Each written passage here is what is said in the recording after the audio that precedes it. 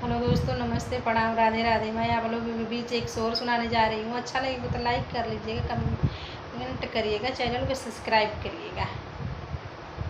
ठीक है।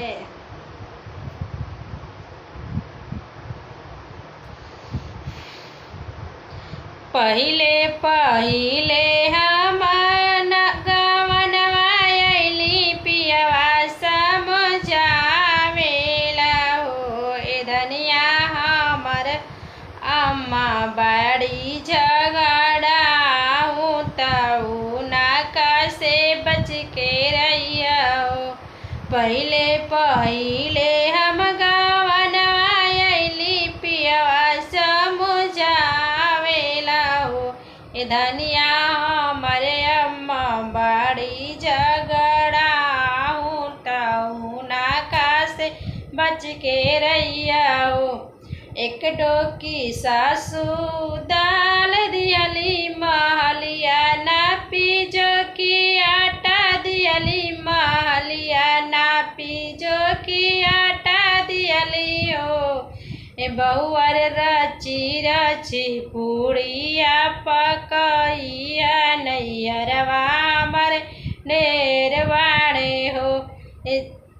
ए बहुअर रची रची पूड़िया पकइया नैयरवा मरे नेरवाणे हो।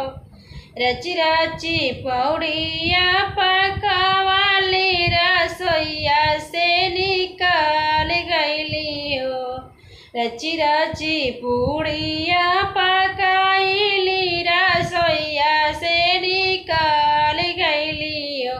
सासू बड़ा जोर बथेला कपार नैहरवा अब की यावा ससुर के बसिया रखिया हो। सासू बड़ा जोर बथेला कपार नैहरवा तू खियावा ससुर के बासी रखिया हो। पहिले पहिले हम गवनवा अइली पियवा समझावेला हो। पहिले पहिले हम गवनवा अइली पियवा समझावेला हो। ए धनिया भाभी हमर बड़ी झगड़ा ना से बच के रहिया हो। दाना भाभी हमर बड़ी झगड़ा उनका से बच के रहिया हो।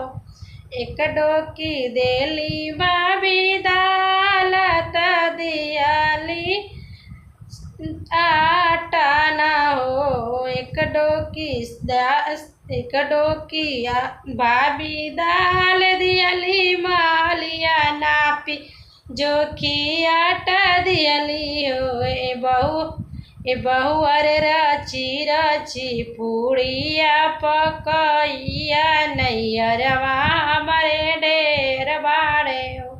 ए बहुअर रची रची पूड़िया पकइया नैयर हमारा ढेर बाड़े हो। रची रची पूड़िया पकवाली रसोईया से निकल गईली हो। रची रची पूड़िया पकवाली रसोईया से निकल गईली हो।